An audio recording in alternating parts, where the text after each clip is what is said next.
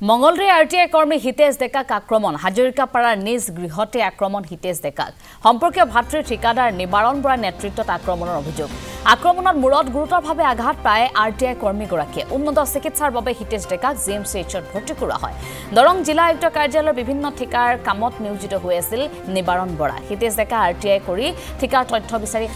হাৰাশাস্তি কৰাৰো অভিযোগ উত্থাপন হৈছে দৰং জিলা আয়ুক্তৰ এই খবৰ আমি জনাইছো হিতেশ ডেকা আৰটিআই কৰি ঠিকাৰ তথ্যপৰ কিছু অভিযোগ উত্থাপন হৈছে মঙ্গলদৈ আৰটিআই কৰ্মী হিতেশ ডেকাক আক্ৰমণ কৰিছে তেওঁক বাসগৃহত আহি আক্ৰমণ কৰিছে হাজৰিকাপাৰাৰ নিজ গৃহতে আৰটিআই কৰ্মীগৰাকীক আক্ৰমণ সম্পৰ্কীয় ভাতৃ ঠিকাদাৰ নিবাৰণ বৰাৰ নেতৃত্বতে আক্ৰমণ কৰাৰো অভিযোগ উত্থাপন হৈছে মূৰত গুৰুতৰভাৱে আঘাতপ্ৰাপ্ত হৈছে আৰটিআই কৰ্মীগৰাকী উন্নত চিকিৎসাৰ বাবে বৰ্তমান আৰটিআই কৰ্মীগৰাকীক ভৰ্তি কৰা হৈছে জিএমচিএইচত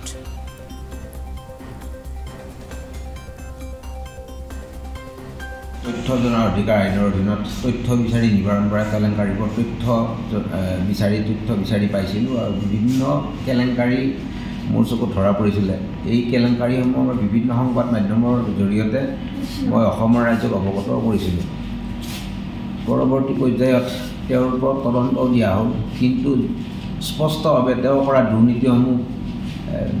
দেখা পোৱাৰ পিছতো প্ৰশাসনে একো ব্যৱস্থা গ্ৰহণ নকৰিলে আজি তেওঁ উপায়ন্তৰ বিভিন্ন কেলেংকাৰীৰ ক্ষেত্ৰত মই সৰহ হৈ থকাৰ ফলত তেওঁৰ মই অনুমতে বহুত অসুবিধা হৈ উপায়ন্তৰ হৈ আজি মই ঘৰলৈ মোৰ নিজৰ ঘৰৰ পদূলিৰ মুখত থিয় হৈ থকা সময়ত পিছফালৰ পৰা নিবাৰণ বৰা কনক চন্দ্ৰ বৰা তেওঁৰ মাক অনু বৰা দুলাল বৰা মোক গধুৰ বস্তুৰে পিছফালৰ পৰা মোক আক্ৰমণ কৰে ফলত মোৰ মাথাত মোৰ 14টা চিলাই কৰিছে আৰু বৰ্তমান মই মোৰ মাজে মাজে মাথাটো কি কৰিম মই নাজানো কিছুমান কথা পাহৰি যাওঁ বৰ্তমান মই চিকিৎসাধীন গতিকে এজন বিতৰ্কিত ঠিকাদাৰ আৰু কেলেংকাৰী নিমন্ত্ৰিত ঠিকাদাৰ কেনেকৈ বাচি আজি প্ৰশাসনৰ বলত বলিয়ান হৈ আজি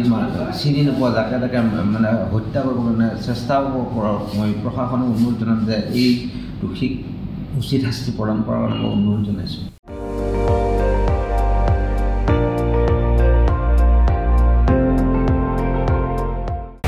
আপুনি চাই আছে ND24